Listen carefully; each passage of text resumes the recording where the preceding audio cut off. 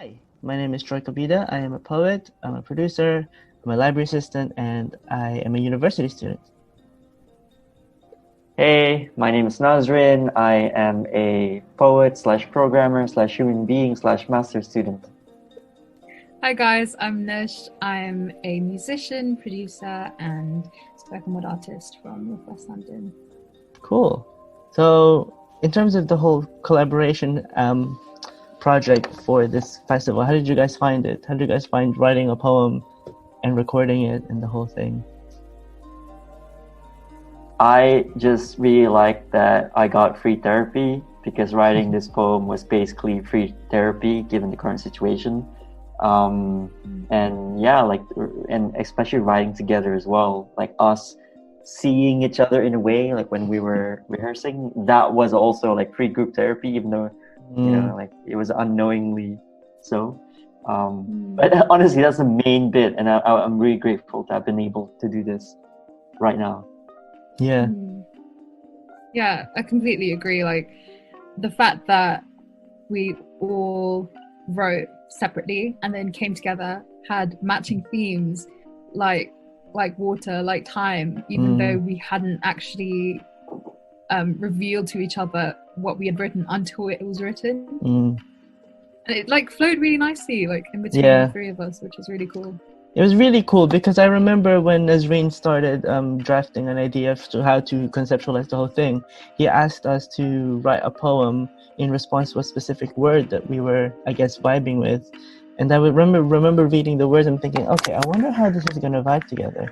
But then when we read it all together, I was like, oh, there's a connection between each ending in the beginning, so it was perfect. And I really remember the magic of poetry because we've never met physically, but we always speak on WhatsApp and an email and on Zoom. And there was this instant synchronicity, which I'm very glad for. And I'm glad that Nazreen said something about it being very therapeutic because it kind of was for me as well. Definitely. Because, yeah.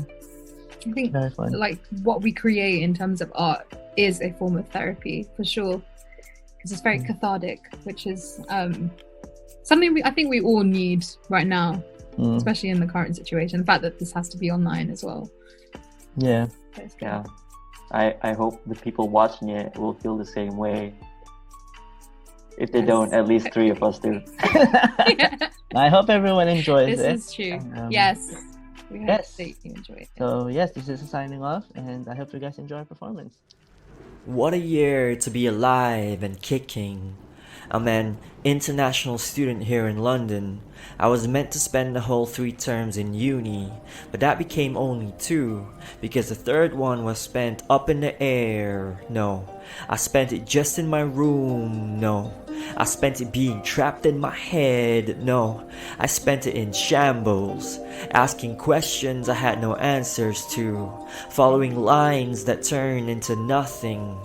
I need to get a grip on this thing before I slip and turn into a blip to take my last sip of the drink and just fade into nothing. Nothing became what I was feeling. Nothing came out of what I was feeling. Rolling stones gather no moss, but when that stone stops, stillness becomes the boss. I wish I could claim certainty like in Western philosophy, but I'm just trying to be one with tranquility like in Taoist scriptures. Tatkala ribut sudah reda, aku berdiri di kelilingi tanda tanya. Apa fungsi kewujudan? Apa harus kukerjakan? Dengan nafas yang masih terkandung sebelum malaikat maut melaung. I'm stuck in the middle of Shibuya, when I really just want to be back on Street Bada. Be the wanderer above the sea of fog, because even if everything isn't clear, at least I know I'm up high.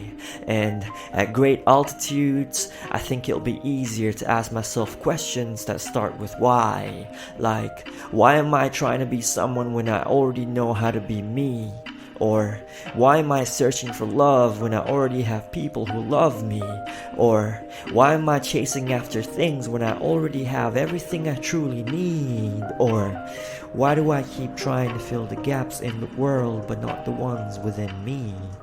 Back to the real world. As in eyes fighting to stay open.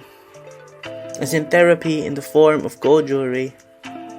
as in stuck on one type, as in usually men with bad vibes, as in wobbly vibes, as in having to compromise with wobbly vibes, as in having to play with the devil's advocate, as in why is fighting for lives to be lived a political discourse, as in a straight guy pretending to be nice to you so your female friends will think he's different, as in his eyes willing to call you a faggot when no one's looking, as in Wonder Woman 1984 still hasn't released in theaters, as in the tenderness around Knuckles incessantly scrubbing a white wall, as in a white wall, as in a barricade, as in a white person sees mask, as in a white person dropping manners after seeing Asian underneath mask, as in Wonder Woman 1984 still hasn't released in theaters, as in clumped neon sand inside a snazzy phone case, as in an untouched reading list, and as in the swelling intimacy between you and the leave meeting button, as in firming a random conversation with an equally random tita on the 328, as in discovering the non-medical benefits of wearing a mask, as in a cloud over the head, as in Wonder Woman 1984 still hasn't released in theaters, as in rolling your eyes more times than you can count, as in resigning to silence, as in laughing along, as in exhales that try to do something. A single raindrop falls, masked by the cascading of the storm, headed on a solitary path, but I follow it from the window to the ground. The downpour is ironically a fleeting moment of calm, silencing the gears that are overworking in my head. And I'm isolated, and yet uncertain, overwhelmed, but understimulated. A never-ending abyss of solitude, forever freedomlessly falling, just shackled by the fear of impending death. And I know we're united by this common enemy, alone but together, navigating through the time that slips through our hands. Time is ever-changing as the storm itself. Shocks of lightning expose my thoughts. Rumbling thunder pierce through my doubts, and grey skies, they cloud my eyes, but I know those will roll by. Hope for brighter days, for a soft rippling haze, for I wish to be freed, I wish to be released from this moment, to feel less alone, so I don't have to wait for a text or a Snapchat or a message on my phone, and to no longer exchange those emotions, to have a friendly embrace. So many thoughts, so many dreams lingering in the realm of maybe, just waiting to be chased. But much like that trickle of water,